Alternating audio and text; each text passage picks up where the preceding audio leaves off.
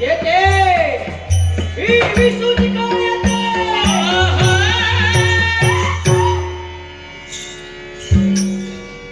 उचललेली पावलं साक्षात स्थिर म्हणते.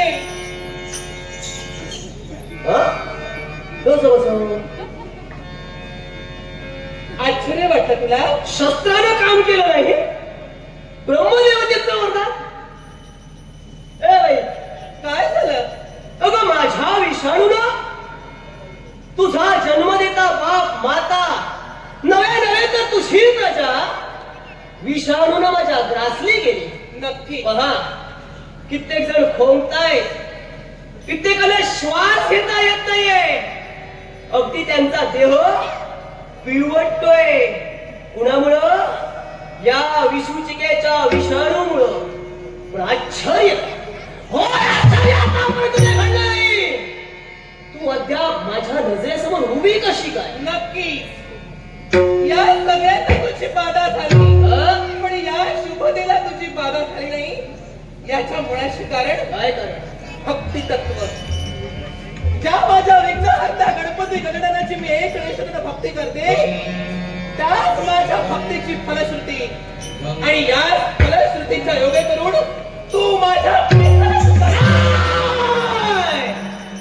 जिनं या देवतांना सुद्धा ग्रासलं. ती विष्णूचिका एखाद्या सामान्य माणसाच्या देहात प्रवेश करू शकत नाही. अशक्य आहे. जिनं साक्षात देवेंद्राला सोडलं नाही, जिनं राजा नहुषाला सोडलं नाही, ती विष्णूचिका या सामान्य राजकन्येच्या देहात प्रवेश अशक्य. पण नाही प्रयत्न.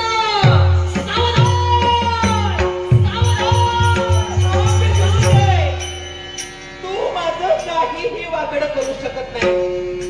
पण आज जी तुझी पावलं तू उचललीस ना, या माझ्या निष्पाप जनतेला नाहक ठेवण्याचं कर्तव्य तू करतेस. प्रत्येकाच्या शरीरात प्रवेश करून त्यांना घासण्याचं कर्तव्य करते. नक्कीच मला सांग, कोणता अपराध या माझ्या निष्पाप जनतेला केला म्हणून तू या सगळ्यांना हे बालिके? प्रत्येकाच्या कर्माचं फळ त्यांच्या नशिबात दिलेलं असतं. कर्माचं फळ. कारण ही विष्णूचिका म्हटल्यानंतर कुणी सामान्य नव्हे, देवतांचाही वास्तव्य जिचं, जी उगाच कुणाला उपद्रव करत नाही, जिथं काम क्रोध लोभ मोह मद आणि मत्सर हे 6 विकार नांदतायत, तिथं ही विष्णूचिका स्वतःच स्थान मिळवते. अर्थात या तुझ्या प्रजेतील प्रत्येक मनुष्य प्राणी या षडरिपून ग्रासलाय, तिचा या विष्णूचिकेचा स्थान आहे. मला सांग विष्णूचिके, तू एक दैवी घटक आहेस ना? अगं तू आता म्हणालीस षडरिपू ज्याच्या अंगी प्रवेश करतात त्यांच्या अंगी तू प्रवेश करते. मला सांग, या विश्वाच्या ठिकाणी सर्वश्रेष्ठ हे भक्ती तत्व आहे. जो जो मरत मानव भक्ती करतो तो तो या षड रिपूंवर विजय मिळवतो. इथं जे चालू होतं ना, हे जे व्रत होतं ते देवाचं व्रत होतं. या देवाच्या व्रतात खंडता तू पडली. म्हणजे तुम्ही कमी पडले. असणारे प्रत्येक मरत मानव जिथं देवाचं व्रत करतात, जिथं भक्ती तत्व, इथं या भक्ती तत्वाचा संस्कार इथं असताना तू यांच्या शरीरात प्रवेश कसा काय केला? करू शकते. प्रथमच म्हटलंय, काम क्रोध लोभ मोह मद मत्सर या षडरिपू प्रमाणे मी त्यांच्या देहात प्रवेश करू शकते. तुझ्या प्रजेतील ही काही प्रजा मोहानं मंडित असेल, भक्ती करत असताना सुद्धा मनात स्वार्थ असेल, तिथं विष्णूचिका तिला कुणीही रोखू शकत नाही. नाही तू, नाही देवता. इथं भक्ती करणारा प्रत्येक जीव हा आत्मरूपी परमेश्वरात लीन झालाय. आणि असं असताना सुद्धा भक्ती तत्वाच्या योगे करून ज्या षडरिपूंवर या माझ्या सगळ्या जीवांनी विजय मिळवला, तिथं तू प्रवेश करू शकत नाही. पण तरी सुद्धा तू तुझ्या मर्यादेचं उल्लंघन करून मी जर का माझ्या मर्यादेचं उल्लंघन केलं असेल, कसं ते मला पटवून दे. मला सांग, मगच तू माझ्या पित्याबरोबर संघर्ष करत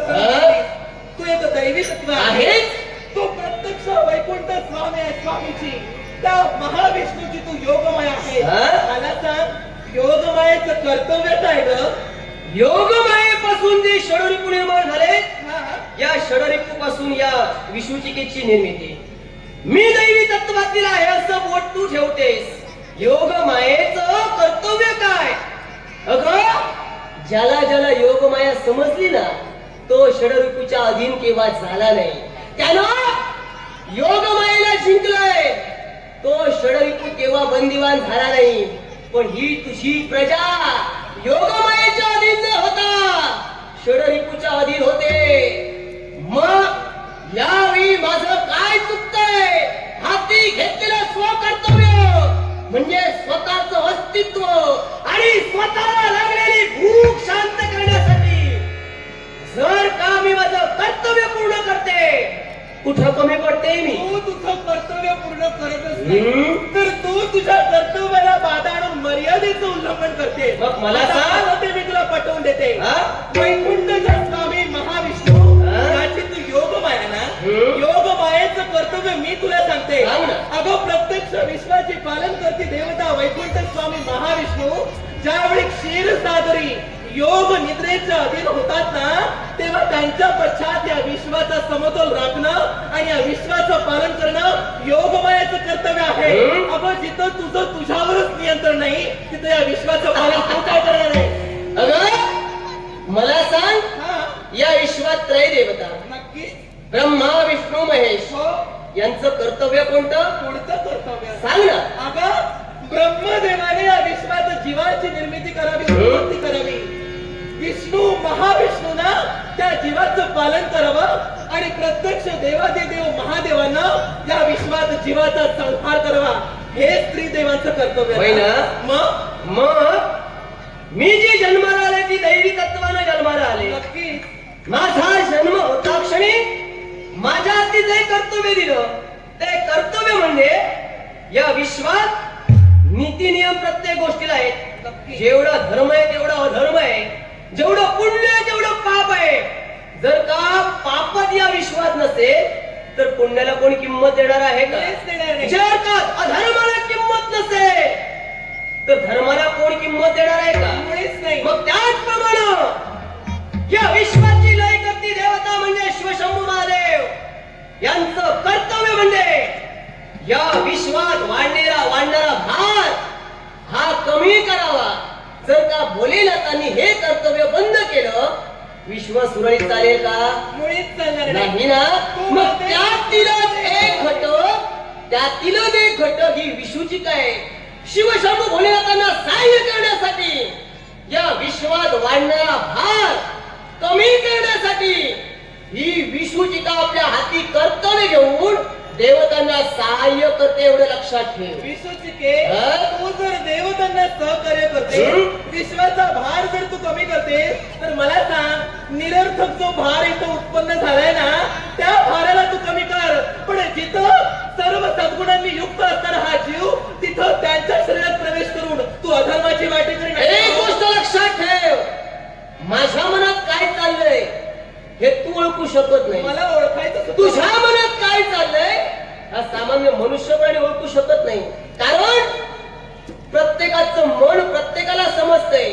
आता तुझ्या प्रजेतील एखादा जर का पापानं मंडित असेल आणि तो तुझ्या समोर सत्याची वाहवा करत असेल, तर तो धर्माचा पुरस्कर्ता नव्हे, तो अधर्माचा पुरस्कर्ता होय. तो तुझ्या मागून अधर्म करतोय हे तुला माहित आहे का?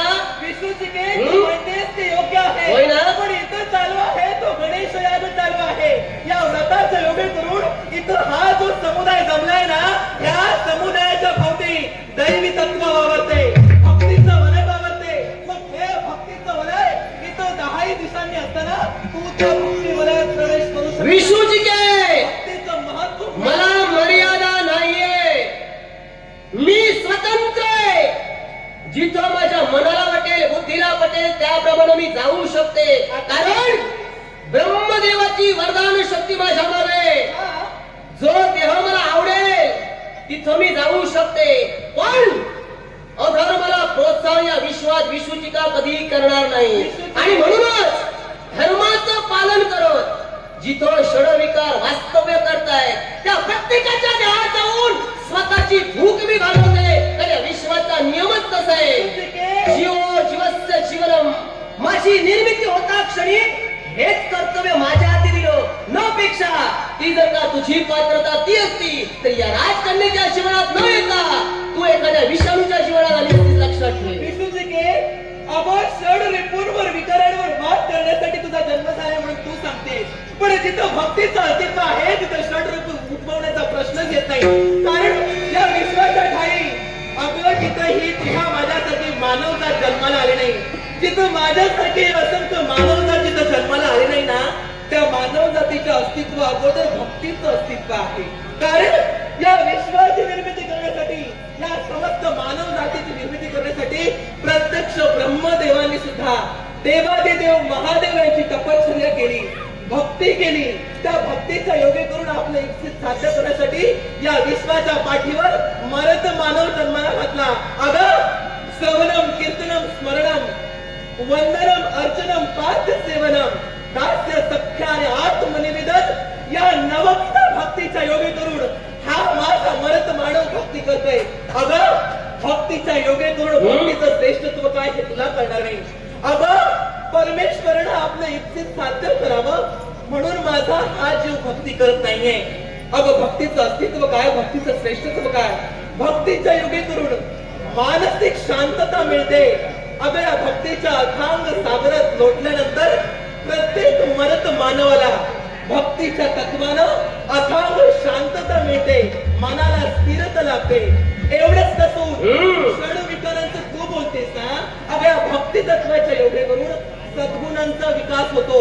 अहंकार जिथं सर्वनाशास होतो, षड विकारांचा लोप होतो, तिथं भक्ती तत्व अबाधी अबाध राहतं.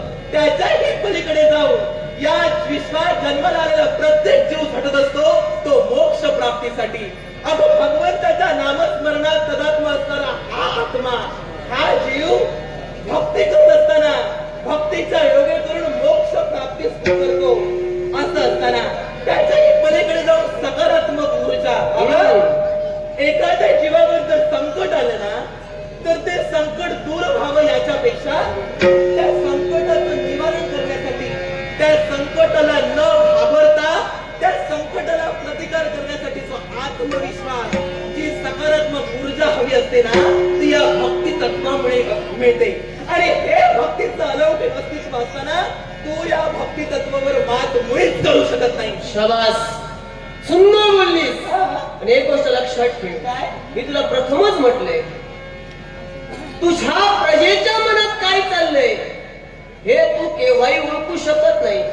जिथं षडरिपू मला मिळाले, जिथं षडरिपू आहे तिथं रोगाची बाधा आहे हे लक्षात ठेव. जिथं देवराज इंद्राला ते चुकलं नाही तिथं तुझा सामान्य मनुष्य प्राणी केव्हाही चुकू शकत नाही. कारण जिथं त्या देवेंद्रनं शतयुद्धाची सांगता करून त्रय देवतांचं अधिपत्य गाजविलं, तो देवतांची भक्ती तदाद्र आहे, पण तरी सुद्धा ही रोगाची बाधा कुठे होते ग? जिथं या शिवशंभू महादेवाने हाती घेतलेलं कर्तव्य म्हणजे विश्वाचा भार कमी करणं, त्याच्यासाठी माझी निर्मिती झाली. याही पुढे जाऊन जे ऋषी मुनी एखाद्याचा अपराध झाल्यानंतर त्याला शाप देत आहेत, त्या शापासाठी, तो शाप सत्य करण्यासाठी विकार स्वरूपात ही विषूचिका तिथं जाते. आणि याचं जिवंत उदाहरण या विश्वात देवराज देवेंद्र आहे, ज्याला भगेंद्र म्हणून या विश्वात गणलं गेलं. ती भग म्हणजे कुणी वेगळी नव्हे तर ही विषूचिका होय. जो कुष्ठरोग होय तो या विषूचिकेपासून निर्माण झालाय. जिथं तो देव देवतांना सुद्धा चुकवता आला नाही तिथं तुझ्यासारखा सामान्य मनुष्य चुकवू शकत नाही. एवढेच करे तर तुमच्याप्रमाणे सामान्य राजकर्ता म्हणजे राजा नहुष याच्या जीवनात अगस्त्य महामुनी यांनी दिलेला शाप, आणि तो शाप सत्य करण्यासाठी ही विषूचिका तत्पर झाली.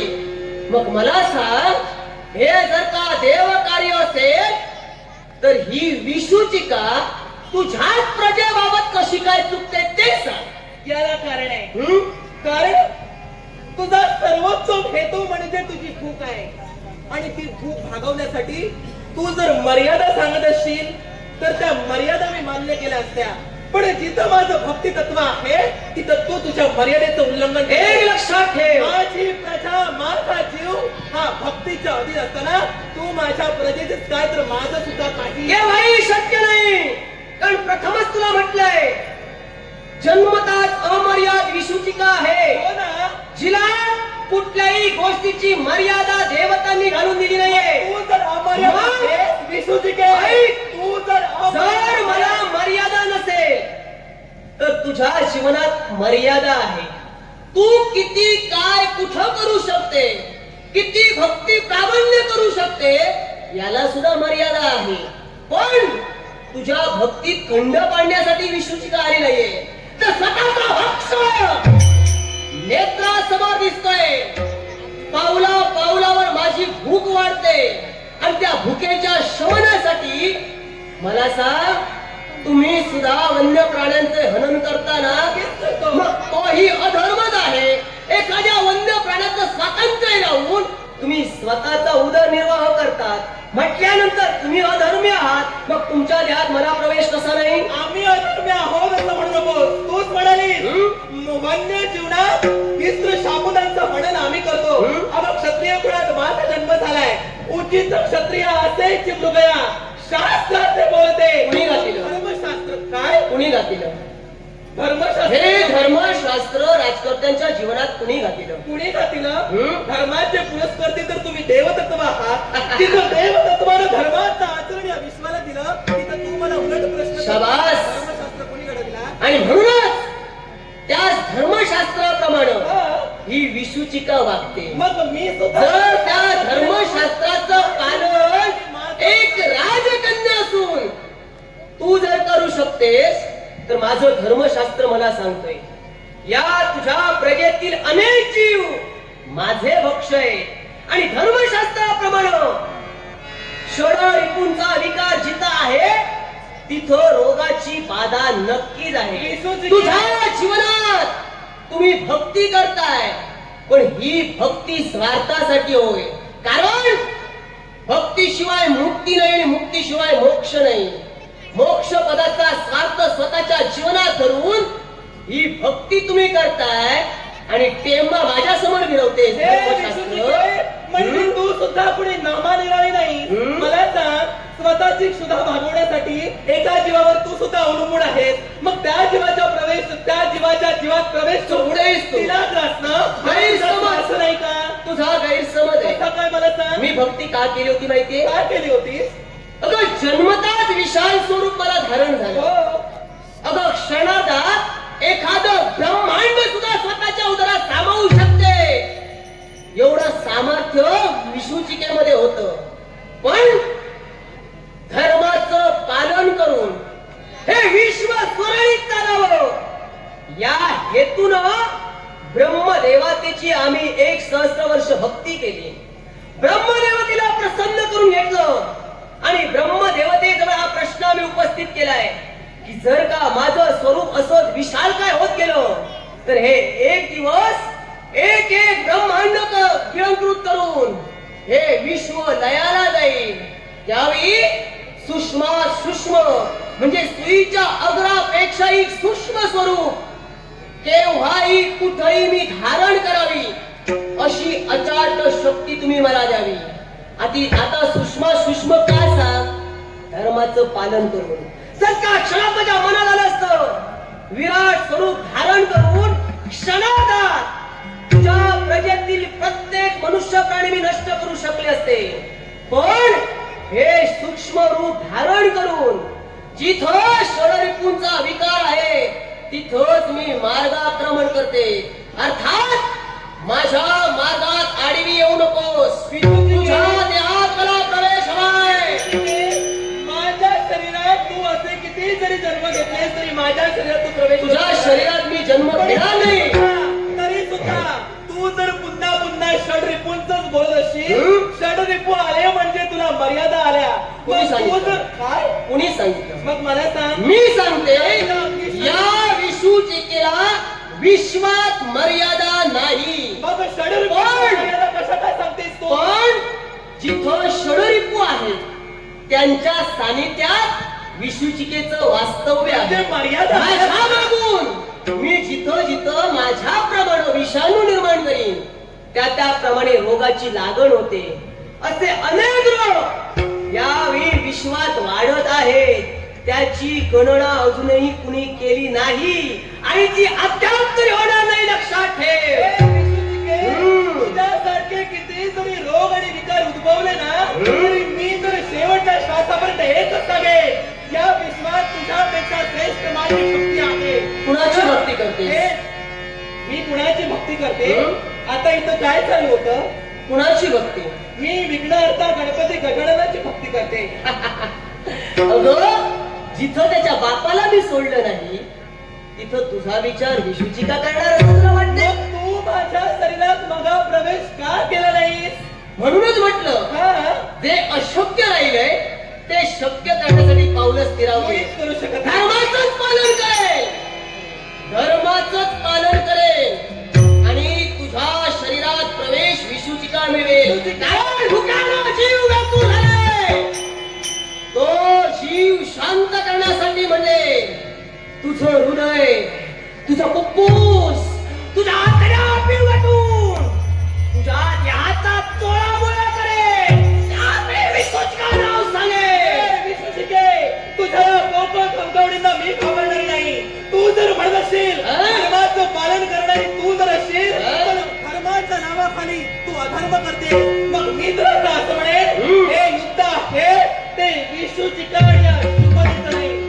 हे युद्ध आहे ते धर्माचं युद्ध आहे. शाबास. आणि त्या ठिकाणी विश्वाच्या ठाई ठाई धर्म अधर्म या संघर्षात अधर्म जिथं फोबावला तिथं धर्माचं रक्षण करण्यासाठी विश्व विधात्या परमेश्वरानं जिथं तिथं धाव घेतलेली आहे.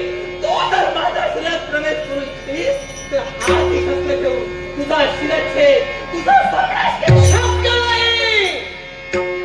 अनेक जन्म जरी घेतलेस विशुचिकेला संपूर्ण कुणालाही शक्य नाही. जे देवदेवतांना शक्य झालं नाही ती सामान्य मनुष्य काय शक्य करणार आहे? तिला देवतांना आव्हान केलंय, तिला देवतांना ग्रासले. ती विशुचिका तुझ्या शिवरातून केव्हाही जाणार नाही. तुझ्या शिवरात नक्की षडरिपूंची मर्यादा असेल. त्याप्रमाणे विशुचिका तुझ्या देहात प्रवेश करेल. कोणीच नाही, ही तुझी भ्रामक कल्पना आहे. पण तरी सुद्धा तुझ्या मनातलं इच्छित साध्य करण्यासाठी माझ्या शरीरात जरी प्रवेश करू इच्छितीस, माझ्या शरीरात जरी प्रवेश केलास, मृत्यूच्या तोड फाशी जरी पडलास तरी मृत्यूला सुद्धा न घाबरणार नाही. मृत्यूचे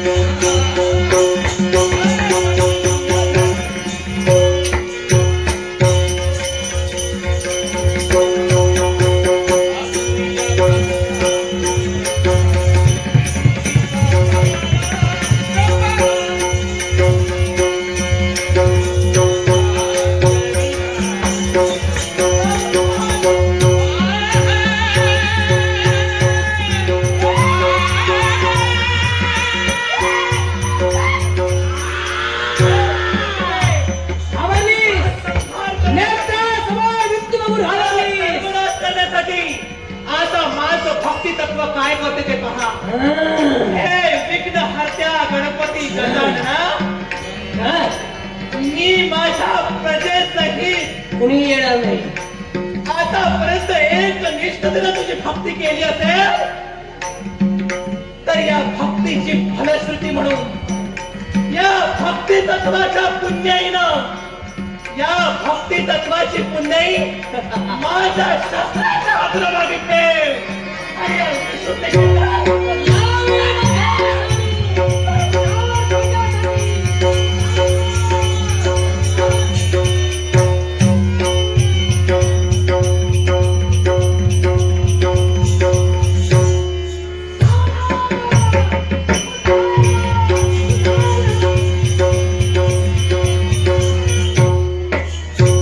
नाही. आश्चर्य नवरकी चमत्कार. देवाची कृपा. हिच्या देवात प्रेम करण्याचा प्रयत्न करते. पण शक्य विशुचिके युक्ती महत्वाची आहे, शक्तीपेक्षा युक्ती. आता गेल्या तुझ्या मर्यादा. सावधान! गेला तुझा षडू. पहा ही विशुचिका